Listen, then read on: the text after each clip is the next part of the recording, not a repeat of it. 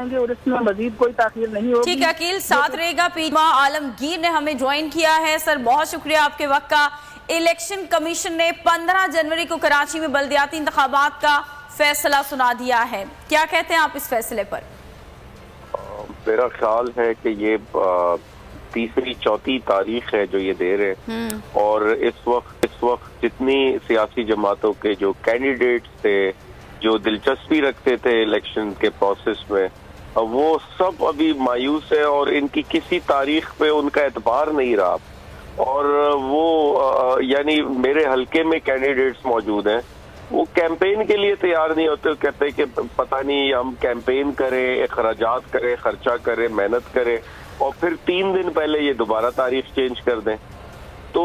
اس وقت ایک بڑا مایوسی کا ماحول انہوں نے کریٹ کر دیا ہے، بے اعتباری ہے اس وقت، اور یہ سندھ حکومت اور پیپلز پارٹی بالخصوص یہ بھاگ رہی ہے الیکشن سے۔ کبھی پولیس کا بہانہ کر دی تھی، اسلام آباد میں ہزاروں نفری پہنچانے کے لیے پولیس ہے ان کے پاس، کراچی میں الیکشنز کرانے کے لیے پولیس نہیں ہے ان کے پاس۔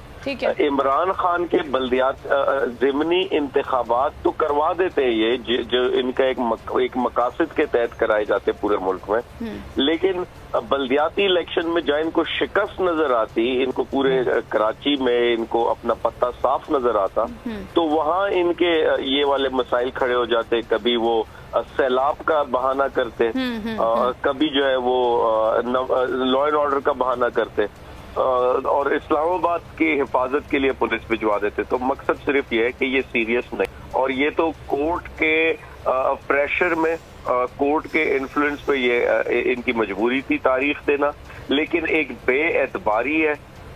لوگ ٹرسٹ نہیں کر رہے۔ آپ کہہ رہے ہیں کہ ایک بے اعتباری ہے اور کارکنان جو ہیں وہ راضی نہیں ہوتے الیکشن کیمپین کے لیے، تو کیا اب بھی آپ کو ایسا لگتا ہے کہ 15 جنوری کو انتخاب جو ہیں وہ نہیں ہوں گے؟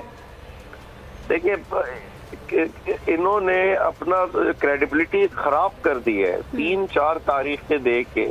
کریڈیبلٹی خراب کر دی ہے الیکشن کمیشن نے اپنی، اور سب کو معلوم ہے اس وقت الیکشن کمیشن ہو یا الیکشن کمشنر ہو، ایک متنازع ادارہ بن چکا ہے یہ، کیونکہ یہ ایک سیاسی جماعت کا ایک سیل لگتا، ونگ لگتا، اور وہ سیاسی فیصلے کرتا۔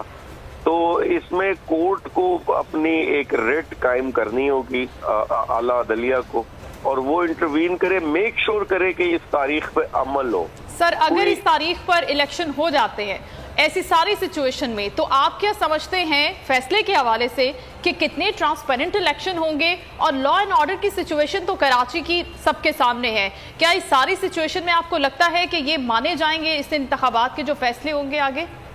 دیکھیں، جہاں تک ٹرانسپیرنسی کی بات ہے تو ہم نے تو کراچی میں حال ہی میں 2 الیکشنز ہوئے، ملیر میں، کورنگی میں،